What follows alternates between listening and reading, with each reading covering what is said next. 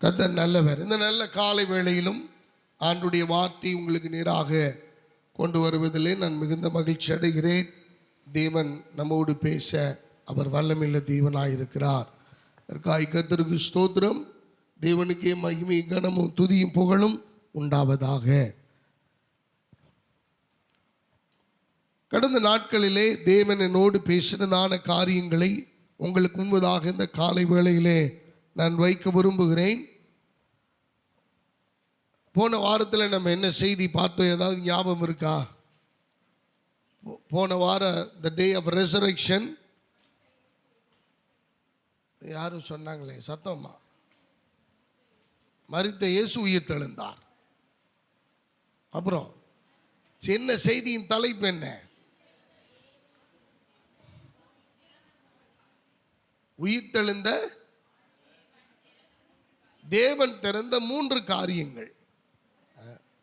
ஆண்டவர் 3 காரியங்களை அவர் திறந்தார் என்று பார்த்தோம். சரி, அதுக்கு முந்தின வாரம் என்ன பார்த்தோம்? அதுக்கு முந்தின வாரம் என்ன செய்தி? 7 வார்த்தையா?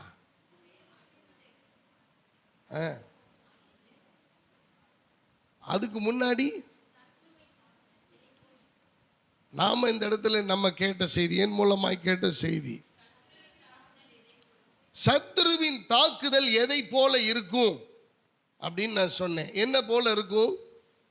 உங்க டைரியில இருந்து அப்படியே ரிமெம்பர் பண்ணுங்க. கர்ஜிக்கிற சிங்கம் போல வருவான். He will come like a roaring lion to swallow the people of God. எவனை விழுங்கலாமோ, முக்கியமாய் தேவ ஜனங்களை விழுங்கலாமோ என்று அவன் வகை தேடி சுற்றி திரிகிற ஒரு கர்ஜிக்கிற சிங்கத்தை போல வருவான் அப்படின்னு பார்த்தோம். அப்புறம் வெள்ளம் போல வருவான். The devil that come against us like a flood. வெள்ளம் போல, காட்டாற்று வெள்ளம் போல அவன் வருவான். அப்படியே வந்து தீவிரமாய் அடித்து கொண்டு போவான். ஸ்ட்ராங்கா இல்லைன்னா அவ்வளவுதான் அப்படின்னு பார்த்தோம். அப்புறம் வெட்டுக்கிளிகளை போல, லோக்கஸ்ட், ரொம்ப மோசமான ஒரு இது. நம்முடைய தானியங்களை எல்லாம் அரிச்சிடும், பஞ்சத்தை உண்டாக்கிரும், வறுமையை உண்டாக்கிரும், தரித்திரத்தை உண்டாக்கிரும் அப்படின்னு நம்ம பார்த்தோம். அடுத்தது கடைசியா தேனீக்களை போல. அருமையானவர்களே, நம்ம நிற்க கூட முடியாது, ஓடிக்கிட்டே இருக்கணும். நம்மளை நிற்க விட மாட்டாங்க. நம்ம எதுவுமே சுதந்திரிக்க முடியாது, நில குலைஞ்சு போயிடுவோம். ஓடுறது தான் முக்கியம்னு நினைப்போம். அப்படி நம்மளை ஓட விடுவான் அப்படின்னு பார்த்தோம். அதே போல இந்த நாளிலேயும் தேவன் எனக்கு காண்பித்து கொடுத்த தலைப்பை நாம் தெரிந்து கொள்ளும் முன்பதாக எல்லாரும் வேதத்தை திருப்பிக் கொள்ளும். Turn your Bible to the book of Ephesians. எபேசியருக்கு எழுதின நிருபம் 6வது அதிகாரம் 11 to 13 வரைக்கும் வாசிக்க கேட்போம். Ephesians chapter 6 verse 11 to 13 வாசிப்போம். எபேசியர் 6:11 to 13 வரை. நீங்கள் பிசாசின் தந்திரங்களோடு எதிர்த்து நிற்க திராணி உள்ளவர்களாகும்படி தேவனுடைய சர்வாயுத வர்க்கத்தையும் தரித்துக் கொள்ளுங்கள். ஏனெனில் மாம்சத்தோடும் இரத்தத்தோடும் அல்ல, துரைத்தனங்களோடும் அதிகாரங்களோடும் இப்பிரபஞ்சத்தின் அந்தகார லோகாதிபதிகளோடும் வான மண்டலங்களில் உள்ள பொல்லாத ஆவிகளின் சேனைகளோடும் நமக்கு போராட்டம் உண்டு. ஆகையால் தீங்கு நாளில் அவைகளை நீங்கள் எதிர்க்கவும் சகலத்தையும் செய்து முடித்தவர்களாய் நிற்கவும் திராணியுள்ளவர்கள் ஆகும்படிக்கு தேவனுடைய சர்வாயுத வர்க்கத்தையும் எடுத்துக் கொள்ளுங்கள். போதும். எனக்கு அன்பான கர்த்தருடைய பிள்ளைகளே, ஆகவே வேத வசனம் இவ்விதமாய் சொல்லுகிறது. இதை குறித்து நம்ம நிறைய தியானித்துக் கொண்டு வருகிறோம். பிசாசினுடைய தந்திரங்கள் உங்களுக்கு தெரியாதவைகள் அல்லவே, நம்ம எல்லாருக்கும் தெரியும். ஆனா இப்ப பிரச்சனை என்னன்னா, we don't know how to handle this. இதை எப்படி கையாளுவது? அன்பான கர்த்தருடைய பிள்ளைகளே, நம்ம எல்லாரும் ஆசீர்வாதத்தை குறித்து ஒருத்தர் போதிக்கணுன்ற அவசியம் இல்லை. அது நம்ம காதுக்கு குளிர்ச்சியா இருக்கும், மனசுக்கு குளிர்ச்சியா இருக்கும். ஆனா பிரச்சனை என்னன்னா, சவால்கள் வரும்போது, சத்துரு வரும்போது அதை எப்படி நான் எதிர்கொள்ளுவது? அப்ப எதிர்த்து நிற்க திராணி உள்ளவர்கள் ஆகணும் அப்படின்னா நான் சர்வாயுத வர்க்கத்தை தரித்து கொண்டால் போதுமா? நான் ஆயுதத்தை அணிந்து கொண்டிருந்தால் போதுமா? ஆயுதத்தை அணிந்து கொண்டவர்களாக மாத்திரமல்ல, அதை எப்படி எதிர்த்து போராட வேண்டும் என்பதையும் நாம் தெரிந்து கொள்ள வேண்டும். சத்துரு எந்த வழியா வருவான்னு தெரிஞ்சா மட்டும்தான் நாம அதை அறிந்து அந்த வழியை நம்ம அடைக்க முடியும். எத்தனை பேர் என்னோட இருக்கிறீங்க அன்பான கர்த்தருடைய பிள்ளைகளே? ஆகவே இந்த நாளிலே இந்த வசனத்தின் அடிப்படையிலே கர்த்தர் நமக்கு கொடுக்கிற தலைப்பு என்னவென்றால், சத்துருவின் மறைமுக தாக்குதல்கள். The hidden attacks from enemies, attacks from the devil. மறைமுக தாக்குதல்கள். ஒவ்வொரு ஆவிக்குரிய பிள்ளைகளும் இப்படிப்பட்ட சத்துருவின் மறைமுக தாக்குதல்களை எதிர்கொள்ள வேண்டியது இருக்கிறது. உலகத்தில் சொல்லுவாங்க பார்த்தீங்களா, ஓடவும் முடியாது, எங்க போனாலும் சரி நாம மறைமுகமான இந்த தாக்குதல்களை எதிர்கொண்டே ஆக வேண்டும். We have to face it. நமக்கு ஒருவேளை அதை பிடிக்காம இருக்கலாம், ஒருவேளை நாம் அதை விரும்பாம இருக்கலாம், ஆனால் நாம் அதை எதிர்கொள்ள வேண்டிய கட்டாயத்துக்குள் தள்ளப்படுகிறோம். வேதவசனம் அதை குறித்து தெளிவாக சொல்லுகிறது. அப்ப சத்துருவின் மறைமுக தாக்குதல்கள் என்னென்ன? What is the hidden attacks from the enemies? We must know that from the word of God. இந்த உலகத்திலே எப்படியெல்லாம் பிசாசு தந்திரமாய் தாக்குதல் நடத்துகிறான். இந்த உலகத்திலே நம்ம எல்லாருக்கும் தெரியாத ஒன்று என்ன தெரியுமா? டீபாப்புலேஷன். ஜனத்தொகையை குறைப்பது. நீங்க எல்லாரும் இத்தனை குழந்தை தான் பெத்துக்கணும் அப்படின்னு முடிவு எடுக்க முடியாம கவர்மெண்டே முடிவெடுக்கும். பாப்புலேஷன் அதிகமாயிருச்சு, ஜனங்கள் இந்த இடத்துல ஒன்றும் பண்ண முடியாது, தேவைகளை சந்திக்க முடியல, கவர்மெண்டால சமாளிக்க முடியல. ஒரே வழி என்ன? டீபாப்புலேஷன். சைனாவில் நடந்த ஒரு உண்மை சம்பவத்தை நான் சொல்லி அடுத்த காரியத்துக்கு உங்களை நகர்த்தி கொண்டு போக விரும்புகிறேன். சைனாவில் இன்னும் இருக்கிறது கிராமப்புறங்களிலே. நாம் எல்லாரும் அறிந்தபடி the world number 1 population in China. சைனாவிலே உலகத்திலேயே அதிகமான மக்கள் தொகை கொண்ட நாடு அது. அந்த நாட்டிலே மக்கள் தொகை அதிகமாக இருப்பதனாலே ஜனங்கள் எல்லாரும் ஒரு நெருங்கி இருக்கிற கூட்டத்திலே வாழ்ந்து கொண்டிருக்கிறார்கள். கவர்மெண்ட் இடம் கொடுக்க முடியல, பணம் கொடுக்க முடியல, ஆகாரம் கொடுக்க முடியல. அதனாலதான் தவளை, பள்ளி, பாம்பு, பூச்சி, அது இதுன்னு எதெல்லாம் சாப்பிடக்கூடாதுன்னு நம்ம நினைக்கிறோமோ, எதெல்லாம் அருவருப்பாய் நமக்கு தோன்றுகிறதோ அதெல்லாம் அவர்கள் சிறந்த ஆகாரம் என்று நினைத்துக் கொண்டிருக்கிறார்கள். அருமையானவர்களே, கவர்மெண்டினுடைய சட்டம் என்ன தெரியுமா? ஒரு குறிப்பிட்ட வயதினருக்கு மேல அவர்கள் வீட்டில் வச்சுக்க கூடாது. அது முன்னாடி ஒரு பெரிய சட்டமே இருந்தது. இப்பொழுதுதான் அதை தளர்த்தி இருக்கிறார்கள்.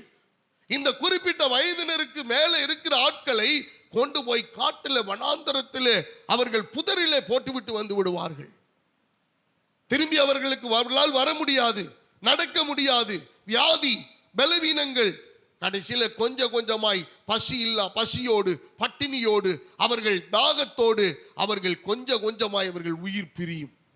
அருமையான தேவ பிள்ளைகளை, இது ஒரு தந்திரமான யுக்தி. நல்ல கவனிங்க. இன்னைக்கு நாம எல்லாரும் உலகத்துல கொரோனா என்கிற ஒரு வியாதியே இல்லைன்னு சொல்றாங்க இப்பொழுதும் அறிஞர்கள், விஞ்ஞானிகள் சொல்லுகிறார்கள். ஆனா நாம் எல்லாரும் அதை நம்பி இருக்கிறோம், வேக்சின் போட்டிருக்கிறோம். எத்தனையோ பேர் மரித்து போய் விட்டார்கள். அதை கேட்ட மாத்திரத்திலே அவர்கள் மாரடைப்பால் இறந்து போனவர்கள் எத்தனையோ கோடி பேர்.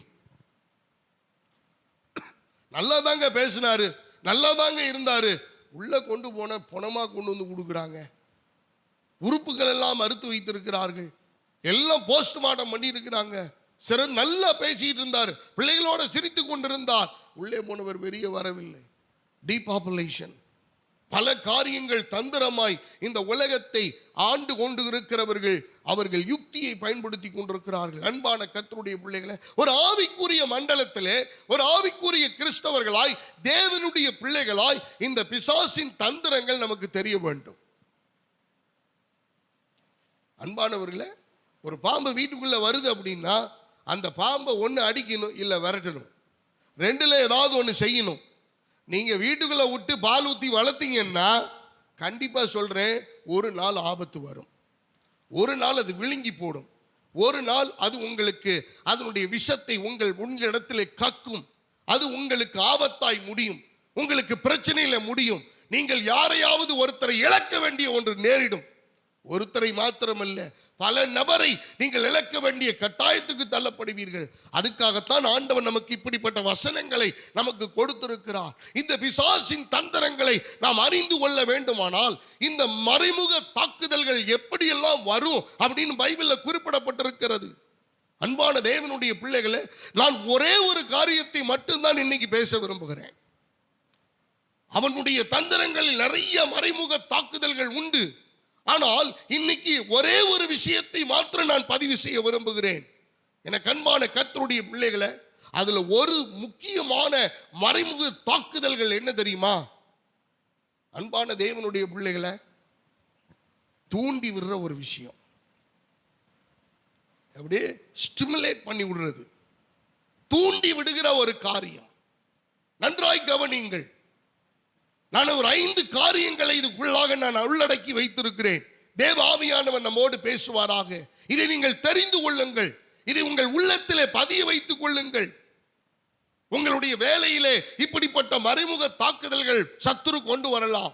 உங்கள் குடும்பத்திலே கூட சத்துருவினுடைய அந்த மறைமுக தாக்குதல்கள் வரலாம். உங்களுடைய குடும்ப உறவிலே, நல்ல நட்பு வட்டாரங்களிலே இப்படிப்பட்ட மறைமுக தாக்குதல்களை நடத்தலாம். இப்படி நடத்துகிற பொழுது நீங்கள் இந்த வசனத்தை தெரிந்து வைத்திருப்பீர்களே ஆனால் இந்த வசனம் உங்களுக்கு கை கொடுக்கும். இந்த வசனம் உங்களுக்கு ஆறுதலாக இருக்கும். இந்த வசனம் உங்களை தேற்றும். இந்த வசனம் உங்களை பாதுகாக்கும். நீங்கள் எந்த ஆபத்திலும் சிக்கிக் கொள்ளாதபடிக்கு அதிலிருந்து உங்களை தப்புவிக்க அது ஆதரவாக இருக்கும். அன்பான கர்த்தருடைய பிள்ளைகளை நல்ல கவனிங்க.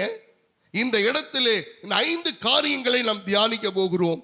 அவனுடைய சூட்சமமான அந்த மறைமுக தாக்குதல்கள், அவனுடைய மறைமுகமான தாக்குதலின் தந்திரங்கள் என்ன, அதை எப்படி எதிர்கொள்ளுவது, அவன் எப்படியெல்லாம் மறைமுக தாக்குதல்களை நடத்தினான், வேதாகமத்திலே அதை குறித்து எப்படி பதிவிட்டிருக்கிறது, அதிலிருந்து தப்பித்துக் கொள்ள நான் என்ன செய்ய வேண்டும், வேதாகமம் என்ன சொல்லுகிறது, தேவன் இன்னைக்கு ஆவிக்குரிய மண்டலத்திலே நமக்கு கற்றுக் கொடுக்கிற பாடங்கள் என்ன என்பதை நீங்கள் தெள்ள தெளிவாக உங்களுக்கு நான் எடுத்து காண்பிக்க விரும்புகிறேன். நீங்கள் புரிந்து கொள்ளுங்கள், உங்கள் இருதயத்தில் அதை பதிய வைத்துக் கொள்ளுங்கள். தேவன் உங்கள் குடும்பத்தையும் உங்களையும் பாதுகாக்க அவர் வல்லமையுள்ள தேவனாயிருக்கிறார். அன்பான கர்த்தருடைய பிள்ளைகளே, முதலாவது காரியம் 1 ராஜாக்களின் புஸ்தகம் 21வது அதிகாரம் 25வது வசனத்தை நாம் வாசிப்போமானால், 1 ராஜாக்கள், the first king chapter 21 verse 25. 1 ராஜாக்கள் 21:25.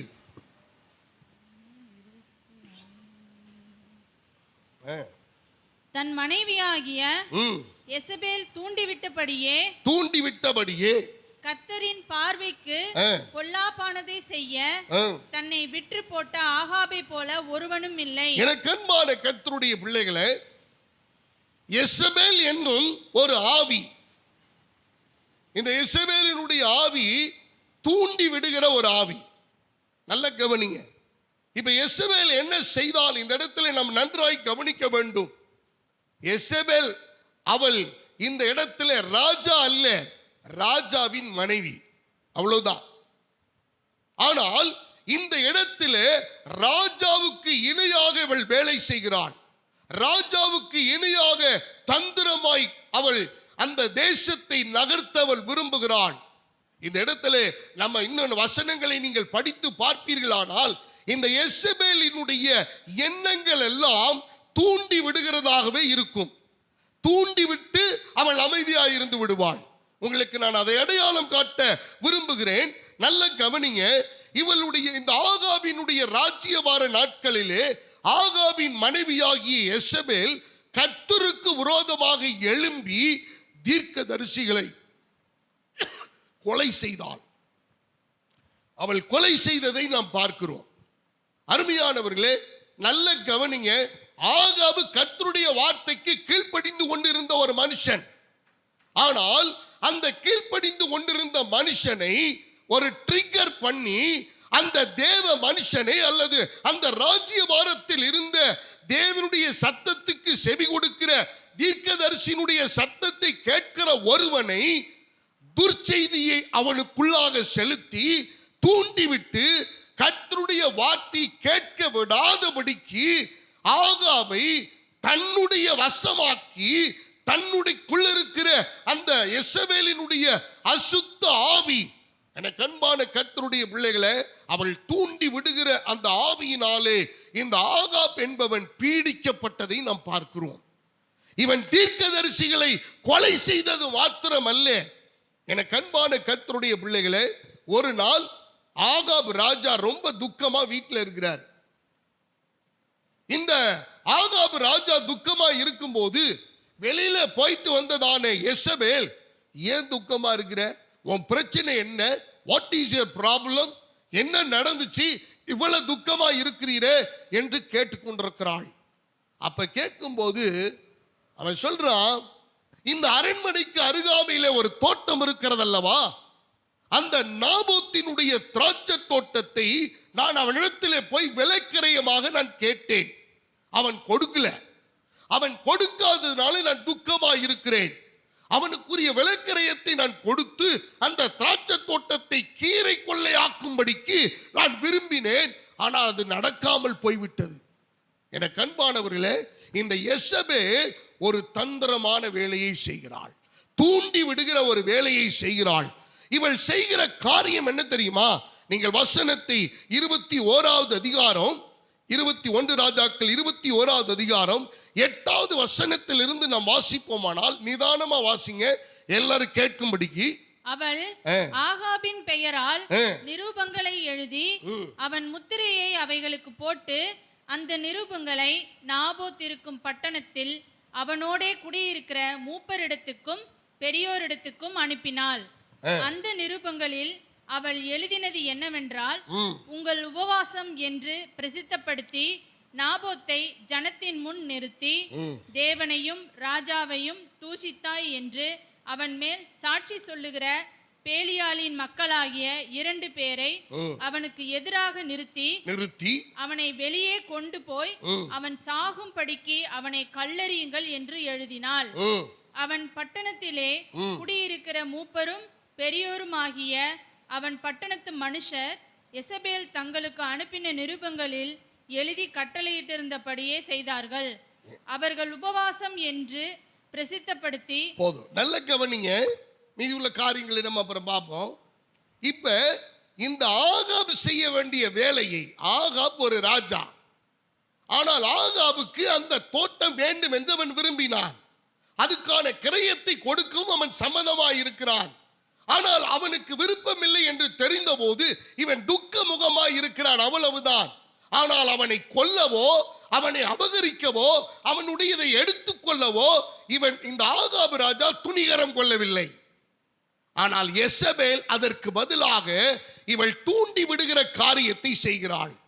நல்ல கவனிங்க, இவள் செய்கிற காரியம், நான் மறுபடியும் சொல்லுகிறேன், இவள் ராஜா அல்ல, இவள் ராஜா ஸ்தானத்திலும் அல்ல, இவள் ராஜாவின் மனைவி, அவ்வளவுதான், அவ்வளவுதான். ஆனால் இந்த ஆகாபை போலவே ஆகாபின் பெயரால் ஒரு கடிதத்தை எழுதி அதற்கு முத்திரையும் போட்டு இவன் இந்த நாபோத் இருக்கிற பட்டணத்திலே இருக்கிற பெரியோர்களிடத்திலும் மூப்பர்களிடத்திலும் கொண்டு போய் இதை கொடுக்க சொல்லி அதில் எழுதியிருந்திருந்த வாசகமானது 2 ஆட்களை எழுப்புங்க, அது பேலியாளின் மக்களை எழுப்புங்க. யாருக்கு விரோதமா? இந்த நாபோத்துக்கு விரோதமா. இவன் தேவனை தூஷித்தான், இப்படிப்பட்ட காரியங்களை செய்தான் என்று பொய்யான குற்றச்சாட்டை சொல்லும்படிக்கு அவனை எழுப்புங்கள். 2 பேரும் ஆயத்தப்படுத்துறாங்க. இது அப்படியே நடக்குது. குற்றம் சாட்டுகிறார்கள். உபவாசம் என்று கூடி எல்லாரும் உபவாசத்துக்கு வரும்போது ஒரு மனிதனை, அப்பாவி உயிரை கொலை செய்கிறார்கள். அன்பான தேவனுடைய பிள்ளைகளை, எசபேலினுடைய ஆவி இது எல்லா இடங்களிலேயும் உண்டு. குடும்பங்களிலே உண்டு, சபைகளிலே உண்டு, பட்டணங்களிலே உண்டு, ஊர்களிலே உண்டு, தேசங்களிலே உண்டு. எங்கெங்கெல்லாம் மனிதர்கள் இருக்கிறார்களோ அவர்கள் மனிதர்களுக்குள்ளாக இந்த எசபேலின் ஆவி உள்ளே பிரவேசிக்குமேயானால், அதற்கு இணங்கி போகிற மனம் இருக்குமேயானால், அல்லது அதற்கு செவி கொடுக்கிற அந்த விருப்பம் இருக்குமேயானால், எசபேலின் ஆவிக்கு அடிமையாவது நிச்சயமே. அன்பான கர்த்தருடைய பிள்ளைகளை, இந்த யெசபேலினுடைய ஆவி ஒரு அப்பாவி மனிதனை கொலை செய்தது. கொலை செஞ்சிட்டு வந்து கூலா சொல்றா, நீர் போய் நாபோத்தின் திராட்சை தோட்டத்தை எடுத்துக்கொள்ளும். அவன் உயிரோட இல்லை. ஒரு திராட்சை தோட்டத்துக்காக ஒரு அப்பாவி மனிதனை கொலை செய்கிறதான ஒரு தூண்டி விடுகிற யெசபேலின் ஆவி. அருமையான கர்த்தருடைய பிள்ளைகளை, இன்னைக்கு நமக்கு விரோதமாக சத்துருவானவன் இப்படிப்பட்ட மறைமுகலை நல்ல கவனிங்க. இந்த நாபோத் என்கிற மனுஷன் கர்த்தருக்கு பிரியமானவன், ஆண்டவருக்கு உண்மையானவன், கீழ்ப்படுகிறவன், நல்ல குடும்பத்தில் பிறந்தவன், தன்னுடைய முற்பிதாக்களுடைய காரியங்களை அவன் பத்திரமாய் பராமரிக்கிற ஒரு மனுஷன். ஆனால் அப்பாவி மனுஷனை, தேவனுக்கு ஒரு பிரியமான மனுஷனை கொலை செய்ததினாலே தான் யெசபேலுடைய முடிவு எதுவாக தெரியுமா இருந்தது? எனக்கு அருமையான தேவ பிள்ளைகளை, அவளுடைய இரத்தத்தை அவள் மரித்து போன பின்பு நாய்கள் நக்கும் என்று சொன்னது. தீர்க்கதரிசியினால் உரைக்கப்பட்ட வார்த்தை நிறைவேறியது. ஆகாபை பாருங்கள், ஆகாபு மனம் திரும்பியதினாலே தேவன் ஆகாபுக்கு கர்த்தர் இறங்கினார், தயவு பாராட்டினார். அவனுடைய நாட்களிலே அந்த பொல்லாங்கை வரப்பண்ணாதபடிக்கு அவனுடைய சந்ததிகளின் நாட்களிலே அந்த பொல்லாப்பை ஆண்டவர் தள்ளி போட்டார். ஆனா யெசபேலுக்கு அப்படி நடக்கல. யெசபேல் அவள் சிதறி, உடல் சிதறி அவள் கிடக்கும் போது நாய்கள் அவருடைய சரீரத்தை தின்னும், அந்நாய்கள் அவளுடைய இரத்தத்தை நக்கும் என்று சொல்லப்பட்டது. அன்பான கர்த்தருடைய பிள்ளைகளை, நல்ல கவனிங்க. இதுல ஒரு ட்ரிக்கரை நம்ம புரிந்து கொண்டோம், இதுல ஒரு ட்விஸ்டை நம்ம புரிந்து கொள்ள வேண்டும். என்ன தெரியுங்களா? நாபோத்தை கொலை செஞ்சிட்டான். இப்ப இவளுக்குள் இருந்த அந்த அசுத்தாவி, யெசபேல் ஆரம்பத்திலே நல்லவள் தான், ஒரு நல்ல குடும்பத்திலே பிறந்த ராஜ குடும்பத்திலே பிறந்தவள் தான்.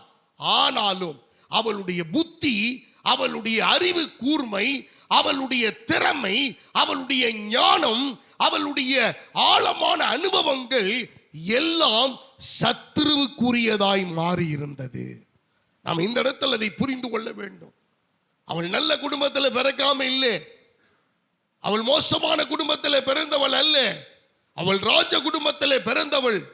ஆனால் அவளுடைய அந்த வாழ்க்கை முறையிலே சத்துருவுக்கு இடம் கொடுத்தபடினாலே மறைமுகமாக அவளுக்குள் இருந்த அந்த சத்துருவின் ஆதிக்கம். எனக்கு அன்பானவர்களே, அந்த ஆகாபு அந்த இடத்தை ஆசைதான் பட்டான்.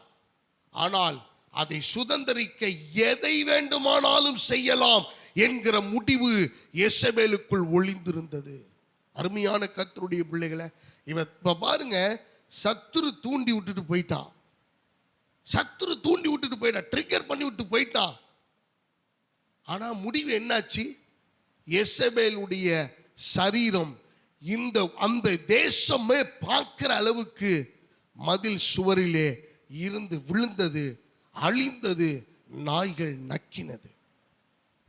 முடிவு எவ்வளவு பெரிய பரிதாபம் என்பதை பார்த்து கொள்ளுங்கள். அப்பாவி மனிதனை கல்லெறிந்து கொள்ளுவதற்காக 2 பேலியாளின் மக்களை ஏவி விட்டாள். அதுக்கு எவ்வளவு காசு செலவு பண்ணியிருப்பான்னு பாருங்க. நன்மை செய்வதற்கு அவள் முன் வரவில்லை, காப்பாற்ற முன் வரவில்லை.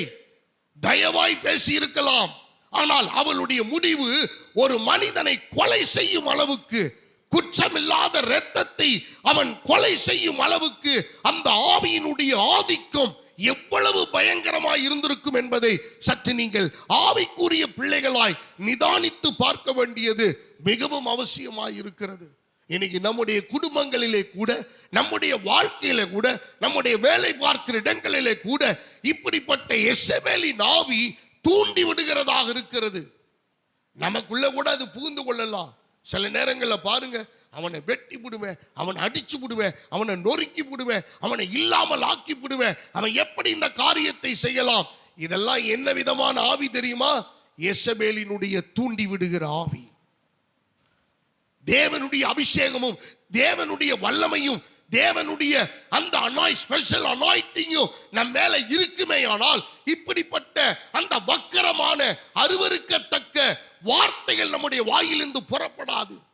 ஆனால் தூண்டி விடுகிற எசபேலின் ஆவி அந்த நமக்குள் வர நாம் அனுமதிக்கும் பொழுது எதை வேண்டுமானாலும் ஒரு காரியத்துக்காக செய்ய அது நம்மை தூண்டி விடுகிறதாக இருக்கிறது.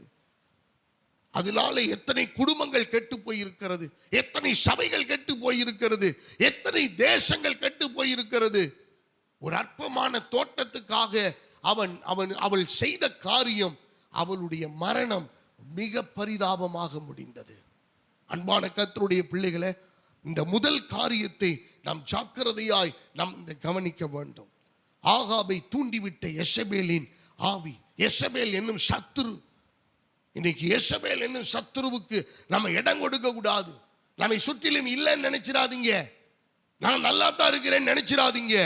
உங்களுக்கே தெரியாம உங்களை ட்ரிகர் பண்ண, உங்களை உங்களை உங்களை அழிக்க, உங்களை ஒன்றுமில்லாமல் ஆக்க, உங்களை பற்றி மோசமான நிலைக்கு உங்களை தள்ளுவதற்கு, மன உளைச்சல் ஆக்குவதற்கு, உங்களை இல்லாமல் ஆக்குவதற்கு, உங்களுக்குரியதை அபகரிப்பதற்கு எசபேலின் ஆவி அது தந்திரமாய் கட்டவிழ்க்கப்பட்டிருக்கிறது. இதை அடக்க வேண்டுமானால் கர்த்தர் ஒருவரை தவிர வேறு எவராலும் இந்த எசபேலை அடக்க முடியாது. எல்லாரும் அமைதியா இருக்கிறீங்க?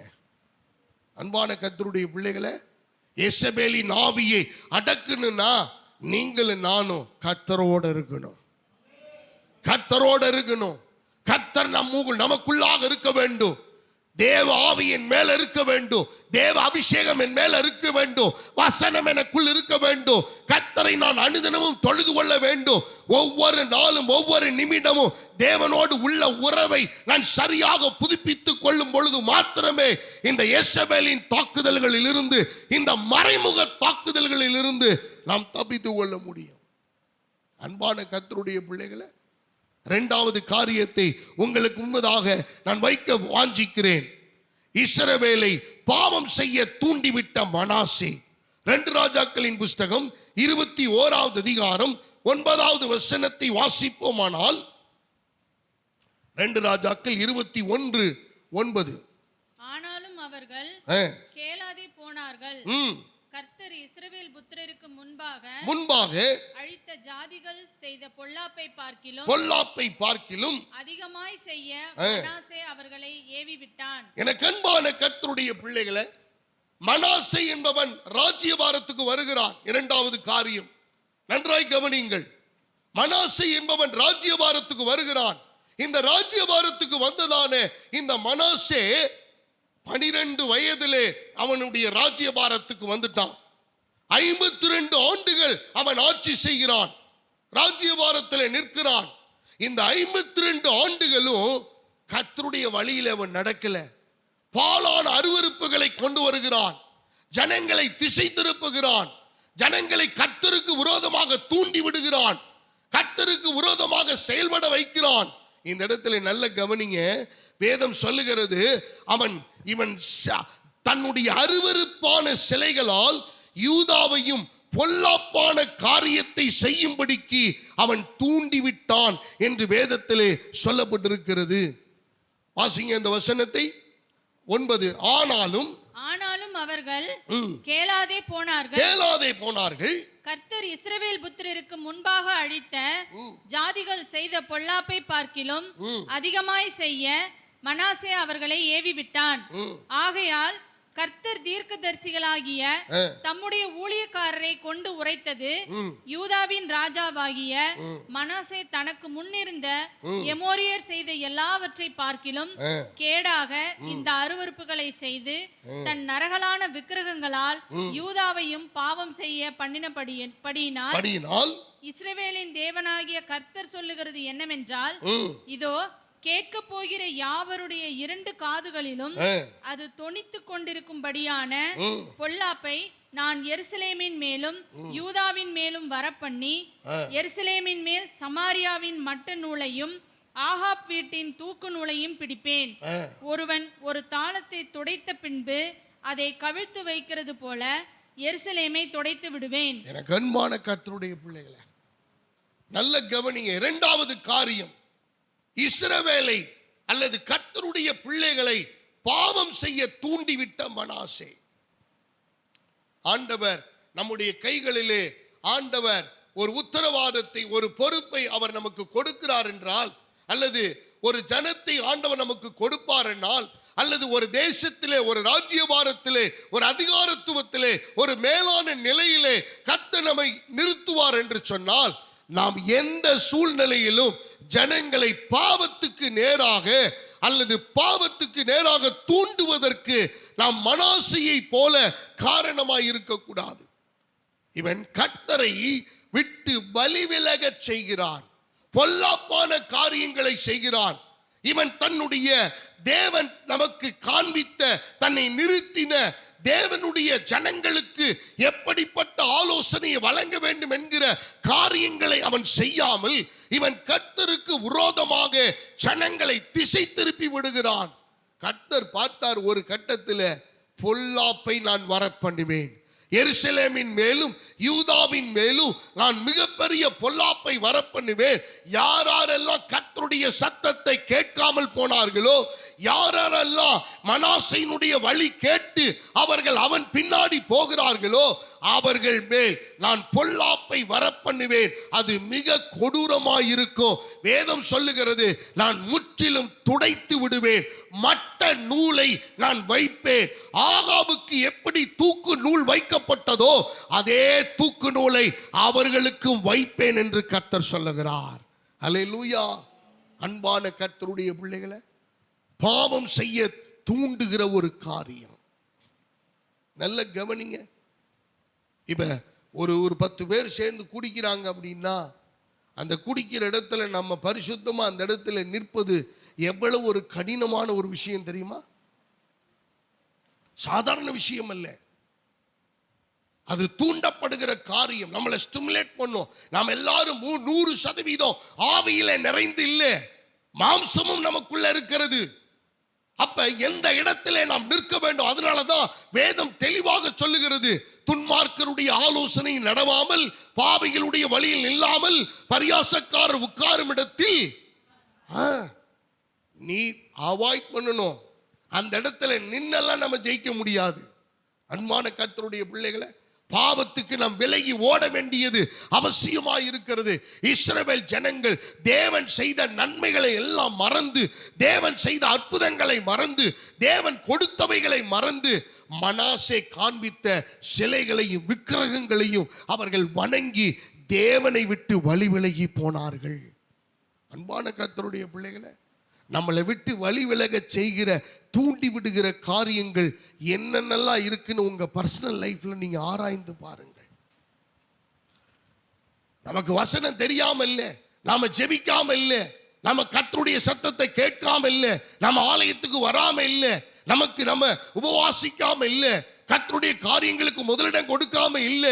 ஆனாலும் இந்த இஸ்ரவேலை பாவம் செய்ய பண்ணுகிற, தூண்டி விடுகிற மனாசேயின் ஆவிகள். மனாசே ஒரு கூட்ட ஜனங்களையே அவன் ட்ரிகர் பண்ணி அவனுக்கு நேராக சிலைகளை, விக்கிரகங்களை வணங்கும்படியாக பாவத்திலே கொண்டு போய் தள்ளுகிறான். எனக்கு அன்பான கர்த்தருடைய பிள்ளைகளை, சத்துருவினுடைய மறைமுகமான தாக்குதல்கள் அவன் தந்திரமா செய்யறான். நமக்கு தெரியுங்க இதை செய்யக்கூடாதுன்னு, ஆனா அவன் செய்ய வைப்பான் பாருங்க. நமக்கு நன்றாக தெரியும், நமக்கு நன்றாக தெரியும் இதை பேசக்கூடாதுன்னு, ஆனா அவன் பேச வைப்பான். நமக்கு நன்றாக தெரியும் அங்க போக கூடாதுன்னு, ஆனால் போக வைப்பான். அவன் சத்துருவனுடைய மறைமுகமான தாக்குதல்கள். இஸ்ரவேல் ஜனங்களுக்கு தெரியாதா என்ன? அவர்கள் சிவந்த சமுத்திரத்தை கடந்து வந்த ஜனங்களுக்கு தெரியாதா என்ன? தேவனுடைய அற்புதங்களை பெற்ற ஜனங்களுக்கு தெரியாதா என்ன? வானத்தின் மன்னாவை கொடுத்த தெய்வத்தை பற்றி அவர்களுக்கு தெரியாதா என்ன? கண்மலையிலிருந்து தண்ணீரை புறப்பட பண்ணின தெய்வம் தெரியாதா என்ன? எல்லாம் தெரியும். ஆனா அங்க சிச்சுவேஷன் சரியில்லை, சூழ்நிலைகள் சரியில்லை. அந்த சூழ்நிலைகளை எதிர்த்து நிற்க இவர்களுக்கு திராணி இல்லை. ஒருத்தன் சிலையை பற்றி நிறுத்தி வணங்கினா நம்ம வணங்கிடுவோமா? எனக்கு அன்பான கர்த்தருடைய பிள்ளைகளை, நம்ம நினைக்கிறோம் இது கெடா விட்டு தானே போயிட்டு வந்தா இப்ப என்ன நல்லது தானே. அருமையான தெய்வ பிள்ளைகளை, நீ அற்பமா நினைக்கிற அந்த ஒரு விஷயம்தான் உன் குடும்பத்தை மிகப்பெரிய அளவில் தாக்க போகுதுன்னு உங்களுக்கு தெரியல. வசனம் உங்களுக்கு உணர்த்தல. வசனம் உங்களுக்கு இதை நீங்க படிக்கல, இன்னும் இந்த காரியம் உங்களுக்கு தெரிய வரல. அன்பான கர்த்தருடைய பிள்ளைகளை, அது அற்பமான காரியம்தான், அற்பமான விஷயம்தான். ஆனா அது உங்களை ட்ரிகர் பண்ணிருச்சு, உங்களை ஈர்த்துருச்சு, உங்களை கவர்ந்துருச்சு, உங்களுக்கு பிடிச்சிருச்சு, உங்களுக்கு அது விருப்பமானதா இருக்கு. எனக்கு அருமையான தேவனுடைய பிள்ளைகளை, அதுவே உங்களுக்கு மேன்மையாக தெரிகிறது. யோசித்து பாருங்கள். இஸ்ரவேல் ஜனங்களை மோசே வழிநடத்தி கொண்டு வருகிறார். மோசே போய் அவர் புறப்பட்டு மலையிலே 40 நாள் இரவும் பகலும் கர்த்தருடைய பாதத்திலே இந்த ஜனங்களுக்காக வேண்டிக் கொண்டிருக்கிறார். கீழே இறங்கி வர்றதுக்குள்ள ஒரு கண்ணுக்குட்டியை செஞ்சு எல்லாரும் சேர்ந்து வணங்கி ஆட்டம் போட்டுக்கிட்டு இருக்காங்க. எப்படி நடந்தது இது? எனக்கு அன்பான தேவனுடைய பிள்ளைகளை, ஒருவன் தூண்டிவிட்ட காரியம். உங்களுக்கு ஒரு சம்பவத்தை சொல்லணுமா? நல்ல கவனிங்க. இயேசு கிறிஸ்து பிறப்பதற்கு முன்பதாக 4000 வருஷம், 4000 ஆண்டுகள். இயேசு கிறிஸ்து பிறந்த பிறகு 2000 ஆண்டுகள். மொத்தம் எத்தனை வருஷம் ஆச்சு? 6000 வருஷம் ஆச்சு. 6000 வருடங்கள்லையும் இன்னும் இந்த கண்ணுக்குட்டியினுடைய சிலை வணக்கத்தை உலகத்திலிருந்து எடுக்க முடியல. உணர்ந்தீங்களா? பார்த்துருக்கீங்களா? எந்த இடத்துலனாலும் நீங்க கோயிலில் போய் பாருங்க, ஒரு சின்ன கண்ணுக்குட்டி அங்கே வச்சிருப்பாங்க, ஒரு சிலையா நிற்கும், சிலையா நிற்கும். யார் உண்டாக்குனது? யார் உண்டாக்க சொன்னது? சத்ருவனுடைய மறைமுகமான தாக்குதல்கள். அருமையான தேவ பிள்ளைய, நீ ஆவிக்குரிய மனுஷனா மனுஷியா எப்படி வேணுமானாலும் நீங்க முழங்காலே 3 மணி நேரம் கூட நின்று ஜெபிக்கிறவர்களாக இருக்கலாம். ஆனா இந்த தந்திரத்தை தெரிஞ்சு நீங்க தேவ சமூகத்துல நீங்க தாழ்மையாய் உங்களை வேண்டிக் கொள்ளல அப்படின்னா, மனாசேயின் வீட்டுக்கு வந்தது நமக்கு வர்றதுக்கு ரொம்ப நேரம் ஆகாது. அன்பான கர்த்தருடைய பிள்ளைகளை, ஆண்டவர் எருசலேமின் மேலும் யூதாவின் மேலும் பயங்கரமான பொல்லாப்பை ஆண்டவர் வரவிட்டார் என்று வேதத்திலே பார்க்கிறோம். மூன்றாவது அவன் தூண்டி விடுகிற காரியம் 1 நாளாகமத்தின் புஸ்தகம் 1 நாளாகமம் 21 1வது வசனம். First Chronicle chapter 21 verse 1. வாசிங்க.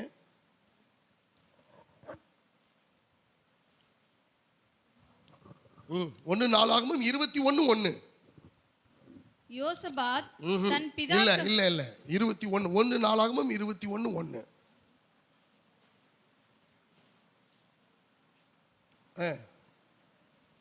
வாசிங்க, எடுத்தவங்க வாசிங்க. இல்லம்மா, 1 நாளாகமம் 21:1. சாத்தான் இஸ்ரவேலுக்கு விரோதமாய் எழும்பி இஸ்ரவேலை தொகையிடுவதற்கு, நல்ல கவனிங்க, இன்னொரு டிரான்ஸ்லேஷன் சொல்லுது, அவன் தூண்டி விட்டான். அருமையான தேவ பிள்ளைகளை, பிசாசுனுடைய மறைமுகமான தாக்குதல்களிலே 3வது தூண்டுதல் என்ன தெரியுமா? நம்மளை கொண்டே செய்ய வைப்பான். நமக்கு நல்லா தெரியும் இது ஆகவே ஆகாது, இது கர்த்தருக்கு விரோதமான காரியம், இதனால பேராபத்து நமக்கு வரும்னு தெரியும்.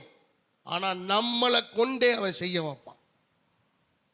அவன் ட்ரிகர் பண்ணுவான், அவன் ஸ்டிமுலேட் பண்ணுவான், தூண்டி விடுவான். எப்படி தூண்டி விடுவான் என்பதை நான் உங்களுக்கு சொல்லுகிறேன். நல்ல கவனிங்க. ஆண்டவர் தீர்க்கதரிசியின் மூலமாய் தாவீதுக்கு சொல்லுகிறார், don't ever count the people of God. ஜனங்களை எண்ணாத, எண்ணிக்கைக்குட்படுத்தாத, கவுண்ட் பண்ணாத, எனக்கு அது விருப்பம் அல்ல. ஒரு கூட்டத்தில் கொஞ்சம் பேரை கொண்டாகிலும் அநேகம் பேரை கொண்டாகிலும் ஆண்டவர் ரட்சிக்கிறதற்கு அவர் போதுமான தேவன். ஒரு காரியத்தை செய்வதற்கு அவர் போதுமான தேவன். எனக்கு அன்பான தேவனுடைய பிள்ளைகளை, ஒரு காரியத்தை செய்வதற்கு திரளான ஜனங்கள் வேணும் என்ற அவசியம் அல்ல. கொஞ்சம் பேரை கொண்டு கூட ஆண்டவர் பெரிய காரியத்தை செய்யும். அதனாலதான் ஆண்டவர் சொன்னார், ஒருவன் 1000 பேரையும் 2 பேர் 10,000 பேரையும். நம்ம கணக்கு என்ன? ஒருவன் 1000 பேரை துரத்துனான்னா 2 பேர் நம்ம கணக்குப்படி எத்தனை? 2000 பேரை தான் துரத்த முடியும். ஆனா கர்த்தருடைய கணக்கு என்ன?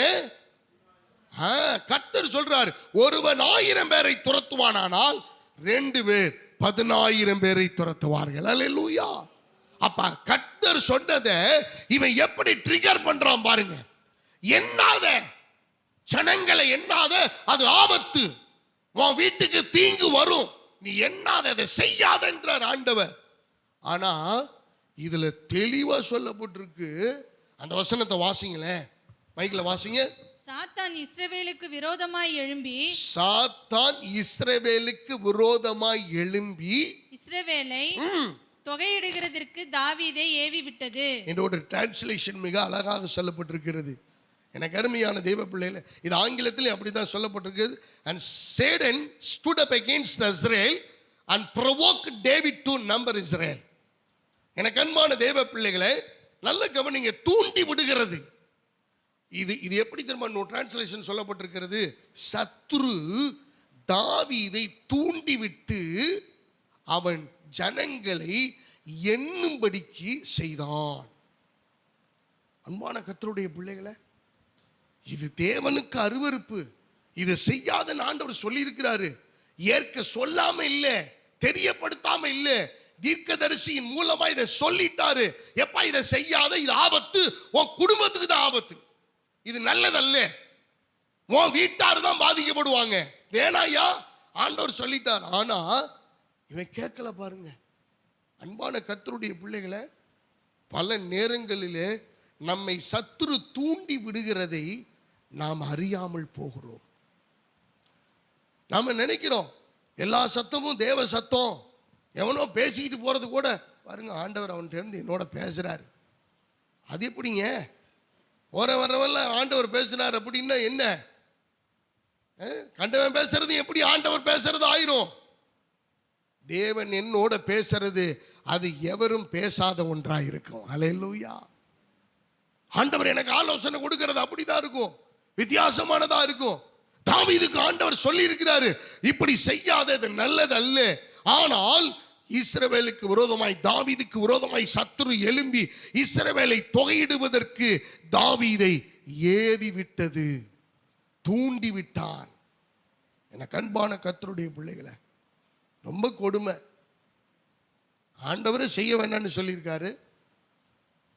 ஏவாளுக்கு அப்படித்தானே ஆண்டவர் ஏவாளுக்கு அப்படித்தானே சத்துரு சொல்லி கொடுத்தா.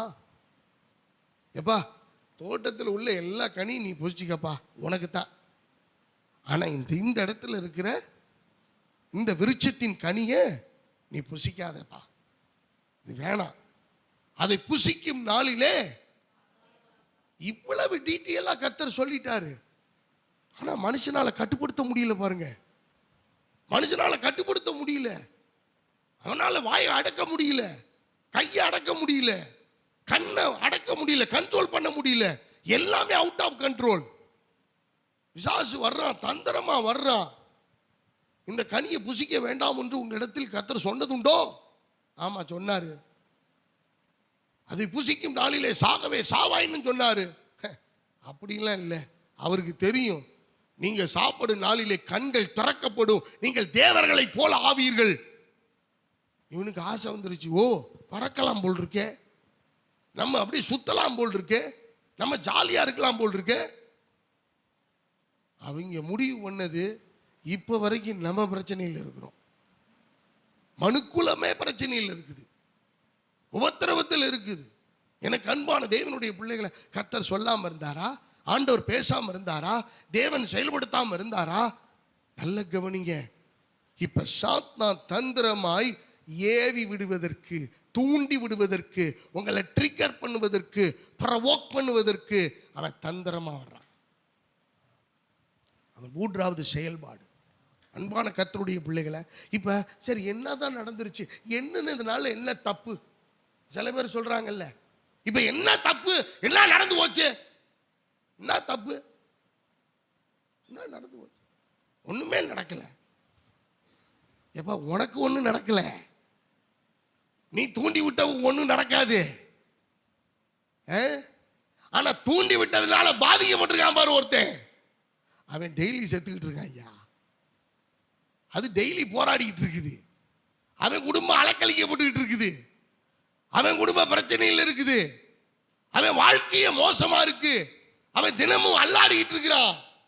அவனை யாரு காப்பாத்துறது? அவனுக்கு யார் உதவி செய்யறது? மரண போராட்டத்தில் இருக்கிறானே, மரண போராட்டத்தில் இருக்குது அந்த அம்மா, யாரு காப்பாத்துறது? அன்பான கர்த்தருடைய பிள்ளைகளே, வேதம் சொல்லுது தாவீதை தூண்டி விட்டுட்டு போயிட்டான். இவன் சும்மா இருக்க கூடாது, எல்லாரையும் கூப்பிட்டு என்னங்கடா ஜனங்கள. எனக்கு அன்பானவர்களே, அப்பையும் ஒருத்தன் அவன் சொல்றான். அந்த வசனத்தை வாசிங்களேன், 3வது வசனத்திலிருந்து வாசிங்க. அப்பொழுது யோவாப் கர்த்தருடைய ஜனங்கள் இப்போது இருக்கிறதை பார்க்கிலும் நூறத்தனையாய் அவர் வர்த்திக்க பண்ணுவாராக. ஆனாலும் ராஜாவாகிய என் ஆண்டவனே, அவர்கள் எல்லாரும் என் ஆண்டவனின் சேவகர் அல்லவா? என் ஆண்டவன் இதை விசாரிப்பானேன்? இஸ்ரவேலின் மேல் குற்றம் உண்டாக இது நடக்க வேண்டியது என்ன என்றான். எவ்வளவு ஒரு எச்சரிப்பு பாருங்க, எவ்வளவு பெரிய ஒரு வாணி. எப்ப செய்யாதப்பா, எங்க ஆண்டவர் வர்த்திக்க பண்ணுவாராக. ரொம்ப தயவா கேட்கிறான் ராஜா கிட்ட. தாவீது ராஜா கிட்ட தயவா கேட்கிறான், எங்க இந்த காரியத்தை செய்யக்கூடாதுங்க, இது நல்லது இல்லைங்க, உங்களுக்கு தெரியாத காரியம் அல்ல, உங்களுக்கு ஆண்டவர் சொல்லி இருக்கிறாரு, ஜனங்களை கர்த்தர் வர்த்திக்க பண்ணுவாரு, நீங்க கவலைப்படாதீங்க. இவ்வளவு பெரிய குற்றத்தை நாம செய்யணுமா? யோவாபு சொல்றான். ஆனா யோவாபு சொல்லியும் தாவீது செவி கொடுக்க மனம் இல்லை. ஏன் தெரியுமா? நல்ல கவனிங்க, சத்துருவினுடைய சத்தம் அங்கு தாவீதினுடைய மூளையிலே மேலோங்கி நிற்கிறது. எத்தனை பேருக்கு நான் சொன்னது புரியுதுன்னு தெரியல. தேவனுடைய சத்தம் உங்க மண்டையில, உங்க இருதயத்துல, உங்க காதுகளில மேலோங்கி நிற்குமே ஆனால் நீங்க இந்த குற்றத்தை செய்ய மாட்டீங்க, செய்ய மாட்டோம். ஆனா அந்த சத்துருவினுடைய சத்தம் மேலோங்கி நிற்குமே ஆனால், அருமையானவர்களை காப்பாத்துறதுக்கு வழியே இல்லைங்க. ஆண்டவரே தயவு பாராட்டினா தான். இதுக்கு ஒண்ணுமே ரெடி, ஒண்ணுமே கிடையாது, ரெமெடி ஒண்ணுமே கிடையாது, இதுக்கு டெலிவரன்ஸே கிடையாது. கர்த்தரே இரக்கம் பாராட்டினாதான். அன்பான கர்த்தருடைய பிள்ளை, சரி நடந்துச்சு என்ன, எண்ணியாச்சு. வாசியுங்கள் 2 சாமுவேலின் புஸ்தகம் 24வது அதிகாரம் 10வது வசனத்திலிருந்து வாசிங்க. 2 Samuel chapter 24 verse 10 onwards. இவ்விதமாய் ஜனங்களை எண்ணின பின்பு ராஜாவின் இருதயம் அவனை வாதித்தது. இன்னொரு டிரான்ஸ்லேஷன் சொல்லப்பட்டிருக்கிறது, அவனே அவனுக்குள்ள நொந்து கொண்டான், அவனுடைய இருதயம் நோகடித்தது. அருமையானவர்களே, நல்ல கவனிங்க, நல்ல இந்த வசனத்தை நல்லா உணர்ந்து பாருங்க. ஒருத்தர் நம்மளை காயப்படுத்துறது வேற, ஆனா நம்மளே நம்ம நொந்துக்கிறோம் பார்த்தீங்களா, அது ரொம்ப மோசமானது. அது ரொம்ப மோசமானது. அபிகாயிலுடைய புருஷன் யாரு? அபிகாயில் அப்படிங்கிற அவனுடைய புருஷன் யாரு? நாபால். நாபாலுடைய பெயரின் அர்த்தம் என்ன? ஹலோ, அவன் துஷ்டன், மொரடன், அவன் புத்தி இல்லாதவன். அவனுடைய இருதயம் அப்படித்தான். அவன் வியாதிப்பட்டு கடைசியில் ஐயோ தான் செய்த தவறை நினைச்சு நொந்து 10 நாள்ல செத்து போயிட்டான். அன்பான கர்த்தருடைய பிள்ளைகளை, இப்ப ஆண்டவர் இந்த தாவீதுக்கு இருதயத்தை நோகும்படிக்கு செய்தார். இப்ப பயங்கர சும்மா நோகல 3 விதமான பனிஷ்மெண்ட்டை கர்த்தர் கொடுத்தார். காத்து தீர்க்கதரிசியின் மூலமாய் அவனுக்கு செய்தி வருது. தொடர்ந்து வாசிங்க சிஸ்டர். அப்பொழுது தாவீது கர்த்தரை நோக்கி, நான் இப்படி செய்ததினாலே பெரிய பாவம் செய்தேன். இப்போதும் ஆண்டவரே, உமது அடியானின் அக்கிரமத்தை நீக்கிவிடும், நான் மகா புத்தியீனமாய் செய்தேன் என்றான். போதும், நல்ல கவனிங்க. 1 நாளாகமம் 21 எடுத்து வச்சுக்கோங்க. அதுல சொல்லப்பட்டிருக்கிறது 9வது வசனத்திலிருந்து, அப்பொழுது கர்த்தர், எடுத்தோன்னே நீங்க வாசிங்க. அப்பொழுது கர்த்தர் தாவீதின் ஞான திருஷ்டிக்காரனாகிய காத்துடனே பேசி, நீ தாவீதினிடத்தில் போய் 3 காரியங்களை உனக்கு முன்பாக வைக்கிறேன், அவைகளில் ஒரு காரியத்தை தெரிந்து கொள், அதை நான் உனக்கு செய்வேன் என்று கர்த்தர் உரைக்கிறார் என்று சொல் என்றார். அப்படியே காத் தாவீதிடத்தில் வந்து அவனை நோக்கி, 3 வருஷத்து பஞ்சம் வேணுமா, அல்லது உன் பகைஞரின் பட்டயம் உனக்கு பின்தொடர உன் சத்துருக்களுக்கு முன்பாக நீ முறிந்தோடி போக வேண்டுமா, 3 மாதம் அது நடக்கணுமா, அல்லது 3 நாள் கர்த்தருடைய தூதன் இஸ்ரவேலுடைய எல்லை எங்கு சங்காரம் உண்டாகும்படி தேசத்தில் நிற்கும் கர்த்தருடைய பட்டயமாகிய கொள்ளை நோய் வரணுமா, நீ முடிவு பண்ணிக்கின்றார். அருமையான தேவ பிள்ளைகளை, 3 காரியம் எண்ணிட்டு இவர் பாட்டுக்கு வந்துட்டாரு. ஆனா என்னன்னு இது அப்புறம் எண்ணிக்கை கையில் வந்துருச்சு. ஆனா சத்ரு உள்ள, நல்லா கவனிங்களேன், சத்ரு எப்பயுமே உங்களை ட்ரிகர் பண்ணிட்டு அங்கிருந்து நவுந்துருவான். ஹலோ, எத்தனை பேர் அதை உணர்றீங்கன்னு எனக்கு தெரியல. நீங்க நல்ல கவனிங்க. தோட்டத்துக்குள்ள வந்தான், அவன் ஏவாளை ட்ரிகர் பண்ணி விட்டான், ப்ரொவோக் பண்ணி விட்டு அவன் எஸ்கேப் ஆகி போயிட்டான். ஏவாள் செத்து போயிட்டா. ஆனா சத்துரு, ஹலோ, சத்துரு ஏன்னா அவன் அடுத்த ஆளை பார்க்க போயிடுவான். யார் எனக்கு இடம் கொடுக்குறாங்களோ அவங்க வீட்டில் போய் படுத்துக்குவான். யார் எனக்கு இடம் கொடுக்குறாங்களோ அவங்களோட பேச ஆரம்பிச்சிருவான், அவங்கள ட்ரிகர் பண்ண ஆரம்பிச்சிருவான். இப்படியே அவன் அடுத்தாள் அவனுக்கு தேவை ஒரு ஆள், அவ்வளவுதான். அவனுக்கு தேவை ஒரு சரீரம் வேணும். எனக்கு அன்பான தேவ பிள்ளைகளை, நாம ரொம்ப எச்சரிக்கையா இருக்க வேண்டும், ரொம்ப ஜாக்கிரதையா இருக்க வேண்டும். இப்ப அவன் எப்படி பண்றான் பாருங்க. ஒவ்வொரு முறையும் எசபேலுக்குள்ள இருந்தா, எசபேல் செத்து போயிட்டா, பிசாசு, ஹலோ, அவனுக்கு அடுத்த ஆளு மனாசே செத்து போயிட்டான். மனாசே செத்து போன பிறகு வேற ஒரு ஆள். இந்த இடத்துல தாவீது தூண்டி விட்டான், எண்ணிட்டான். இப்ப தண்டனை கொடுக்கிறார் ஆண்டவர். சொல்றாரு 3 காரியம். பஞ்சம் வேணுமா, இல்ல சத்துருக்கு முன்னாடி நீ ஓடி அவங்க எல்லாம் பின்தொடர்ந்து உன்னை விரட்டணுமா, இல்ல 3 நாள் கொள்ளை நோய் வரணுமா, முடிவு பண்ணு. என்ன, எப்படி, இப்ப இதுக்கு என்ன பதில் சொல்லுவீங்க நீங்களும் நானும்?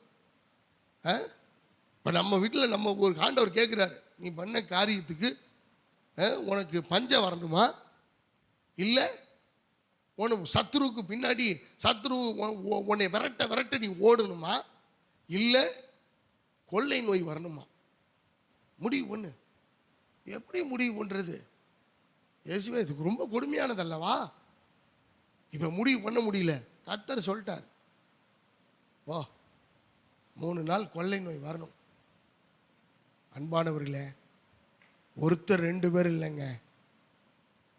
பிசாசு தூண்டி விட்டுட்டு போயிட்டான். ஆனா செத்து போனது எவ்வளவு பேர் தெரியுமா? 70,000 people were died. 70,000 பேர் மரித்து போனார்கள். இன்னைக்கு ஏன் நம்ம பேரிழப்ப சந்திக்கிறோம் தெரியுமா? ஏன் நம்ம இழக்கிறோம்? சம்பாதிக்கிற காசு 10 காசு நம்மள்கிட்ட நிற்க மாட்டேங்குது. கொஞ்சம் யோசிச்சு பாருங்க. சம்பாதிக்கிறத விட வட்டிக்கு தான் நிறைய. எவனோ வாழ்றான், யார் எவனோ நல்லா இருக்கிறான். உங்க காசுல, உங்க உழைப்புல எவனோ ஒருத்தன் நல்ல குளிர் காயறான், சுகபோகமா வாழ்றான், ஜம்முன்னு வாழ்றான். அதுல 1% கூட நீங்களோ உங்கள் பிள்ளைகளோ உங்களுடைய வாழ்க்கையோ இல்ல. காரணம் என்ன? அவன் தூண்டி விட்டுட்டு போயிடுறான், ஆசை காட்டி விட்டு போயிடுறான். எனக்கு அன்பான தெய்வ பிள்ளைகளை, அதனால் வர்ற விளைவு என்னங்க? எல்லா வீட்லையும் சோபா இருக்கு. உங்க வீட்டில் சோபா கூட வாங்கி போடுறதுக்கு உங்களுக்கு முடியலைங்களா? 10,000 ரூபாய் காசு கொடுத்தா கொண்டு வந்து போடுறேன். ஒரு போன் பண்ணிட்டா போதும். நீங்க என்ன, நானே போன் பண்றேன். அவன் போட்டு விட்டு போயிடுவான். தூட்டி யாரு கொடுக்குறது? இது டியூ கட்டிக்கிட்டு இருக்கோம். அந்த சோபாவுக்கு டியூ கட்ட முடியாம அதுக்கு ஒரு கடன் வாங்குவோம், அதுக்கு ஒரு கடன் வாங்குவோம், அதுக்கு ஒரு கடன் வாங்குவோம். இது சோபால ஒரு நாள் கூட நிம்மதியா படுத்து தூங்காது. பூனையும் நாயும் படுத்திருக்குது. அன்பான கர்த்தருடைய பிள்ளைகளை, தூண்டி விடுகிற ஆவி, மறைமுக தாக்குதல்கள் வேலையில் நல்ல கவனிங்க. நல்ல வேலை செய்வோம், உண்மையா இருப்போம், இவத்துக்கு உண்மையா இருப்போம், வேலையில கரெக்டா இருப்போம், சரியான நேரத்துக்கு போவோம், சரியான நேரத்துக்கு போவோம் வருவோம், எந்த விதமான துர்பிரயோகமும் பண்ண மாட்டோம். வேலை அதிகாரி இருந்தாலும் சரி இல்லைனாலும் சரி நேர்மையா இருப்போம். ஆனா நம்மளை ட்ரிகர் பண்றதுக்கு அங்க சாத்தான் ஏவி விடுறதுக்கு நிறைய பேர் அங்க வச்சிருக்கான் தெரியுங்களா? நம்மளை குற்றம் சாட்டுறதுக்கு, நம்மளை குறை சொல்றதுக்கு, நம்மளை அவமானப்படுத்துறதுக்கு, நம்மளை இல்லாததை சொல்லுவதற்கு, குறை சொல்லுவதற்கு, பொய்யான காரியங்களை. கொடுமை என்ன தெரியுமா? இதை கேட்கறதுக்கு நிறைய சத்துருக்கள் இருக்குவாங்க. எப்படி இந்த சத்துரு சொல்றது அந்த சத்துரு கேட்கறதுக்கு எனக்கு அன்பானவர்களே தாராளமா அதுக்கு வெயிட் பண்ணும். தாவீதினுடைய நிலைமை பாருங்க. இப்ப தாவீது அழுகுறான், ஆண்டவரே நான் பாவம் செய்ய ஏன் ஜனங்களை தண்டிக்கிறீங்க, ஏன் என்னைய வீட்டாரை கொல்லுங்கன்றார். அன்பான கர்த்தருடைய பிள்ளைகளை, இழந்து போன 70,000 பேர் திரும்ப வருவார்களா என்ன? அவனுடைய வீழ்ச்சி அங்க ஆரம்பமானது. அன்பான கர்த்தருடைய பிள்ளைகளை, அப்பதான் சொல்றார் தாவீது, கர்த்தருடைய கையில் நாம் விழுவோமாக. இந்த இடத்துல இருந்து தப்பிக்கிறதுக்கு ஒரே வழி, கர்த்தருடைய கையில் நீ சரண்டர் ஆகும், நீ ஒப்புக்கொடு. இதுவரைக்கும் செஞ்சது ஒரு மேல சரியானதா உனக்கு பட்டிருக்கலாம், ஆனா தேவனுடைய சமூகத்தில் உன்னை ஒப்புக்கொடு. உன்னைய வச்சே அவன் சத்துருவாய் ஆயுதமாய் உனக்குள்ள புகுந்து உனக்குள்ள சொல்ல வேண்டியதை சொல்லிட்டு அவன் வெளியில போயிடுவான். ஆனா சிக்கிறது நல்ல கவனிங்க, தாவீதுக்கு தூண்டி விட்ட பிசாசு சாத்தான் தூண்டி விட்டுட்டு அவன் போயிட்டான். ஆனா என்னென்ன பிறகுதான் புத்தி வருது, ஐயோ இவ்வளவு பெரிய குற்றம் செஞ்சிட்டமே, இவ்வளவு பெரிய பாவம் செஞ்சிட்டமே, இவ்வளவு பெரிய அக்கிரமம் செஞ்சிட்டமே. ஆனால் அதுக்குண்டான தண்டனை, அதுக்குண்டான விளைவை அவன் அனுபவிக்க வேண்டியது இருந்தது. 4வது காரியம், 2 நாளாகமம் 21 வாசிங்க. 2 நாளாகமம் 21 21:11. அவன் யூதாவுடைய மலைகளின் மேல் மேடைகளை உண்டாக்கி எருசலேமின் குடிகளை சோரம் போக பண்ணி யூதாவையும் அதற்கு ஏவி விட்டான். அப்பொழுது தீர்க்கதரிசியாகிய எலியா எழுதின ஒரு நிருபம் அவனிடத்திற்கு வந்தது. அதில் உம்முடைய தகப்பனான தாவீதின் தேவனாகிய கர்த்தர் உரைக்கிறது என்னவென்றால், நீ உன் தகப்பனாகிய யோசபாத்தின் வழிகளிலும் யூதாவின் ராஜாவாகிய ஆசாவின் வழிகளிலும் நடவாமல் இஸ்ரவேல் ராஜாக்களின் வழியிலே நடந்து ஆகாபுடைய குடும்பத்தின் சோர மார்க்கத்திற்கு ஒத்தபடியே யூதாவையும் எருசலேமின் குடிகளையும் சோரம் போக பண்ணி உன்னை பார்க்கிலும் நல்லவர்களாயிருந்த உன் தகப்பன் வீட்டாரான உன் சகோதரரையும் கொன்று போட்டபடியினால் இதோ கர்த்தர் உன் ஜனத்தையும் உன் பிள்ளைகளையும் உன் மனைவிகளையும் உனக்கு உண்டான எல்லாவற்றையும் மகா வாதையாக வாதிப்பார். போதும், நல்ல கவனிங்க. இந்த இடத்துல யோராமை குறித்து நாம் பார்க்கிறோம். இவன் யார் அப்படின்னா, யோசபாத்தின் மகனான குமாரனாகிய யோராம். யோசபாத்து கர்த்தருடைய வழியில நடந்தான். ஆனா தகப்பனுடைய வழியில நடக்காம, மனம் திரும்பியதான ஆகாபனுடைய வழிகளில் நடக்காம, இவன் இஷ்டம் போல நடந்து ஜனங்களை விபச்சார மார்க்கமாய் அல்லது சோர மார்க்கமாய் அவன் நடக்க பண்ணினான். இதுலயும் பாத்தீங்கன்னா எசபேலினுடைய ஆவின்னு சொல்லப்பட்டிருக்கிறது. அந்த ஆவியிலே இவனும் பீடிக்கப்பட்டிருந்தான். அன்பான கர்த்தருடைய பிள்ளைகளை, வசனம் என்ன எவ்வளவு அழகாக சொல்லுகிறது. இப்ப இந்த பாவம் செய்ய தூண்டி விட்டதான இந்த யோராமனுடைய வாழ்க்கையில, யோராம் நல்ல தகப்பனுக்கு பிறந்தவன் தான். கர்த்தருடைய வார்த்தைக்கு கீழ்ப்படிந்து நடந்த யோசபாத்துக்கு பிறந்தவன் தான். யோசபாத்து தன்னுடைய வாழ்நாளிலே கர்த்தருக்கு பிரியமாய் நடந்து தன்னுடைய குடிமக்களை சரியான வழியிலே நடத்தினான். விக்கிரகங்களுக்கு போகாதபடி, வழி விலகி போகாதபடிக்கு கர்த்தருக்கு உண்டான நேரான பாதையிலே அவன் நடத்தி கொண்டு போனவன் தான். ஆனா அவனுக்கு பிறந்த குமாரனாகிய யோராம் அப்பா வழியில நடக்கல. இவன் சோர மார்க்கமாய், விபச்சார மார்க்கமாய், இவன் அருவருப்பான காரியங்களை அவன் செய்கிறான். இப்ப நடந்த விஷயம் என்ன தெரியுமா? நல்ல கவனிங்க. இந்த 2 நாளாகமத்தின் புஸ்தகத்திலே 21:13 சொல்லப்பட்டிருக்கிறது, இஸ்ரவேல் ராஜாக்களின் வழியிலே நடந்து ஆகாபுடைய குடும்பத்தின் சோர மார்க்கத்துக்கு ஒத்தபடியே யூதாவையும் எருசலேமின் குடிகளையும் சோர போக பண்ணி உன்னை பார்க்கிலும் நல்லவர்களாயிருந்த உன் தகப்பன் வீட்டாரான உன் சகோதரரையும் கொன்று போட்டபடியினால்.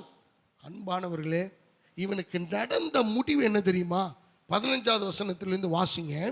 நீயோ உனக்கு உண்டாகும் குடல் நோயினால் உன் குடல்கள் நாளுக்கு நாள் இற்று விழுமட்டும் கொடிய வியாதியினால் பாதிக்கப்படுவாய் என்று எழுதியிருந்தது.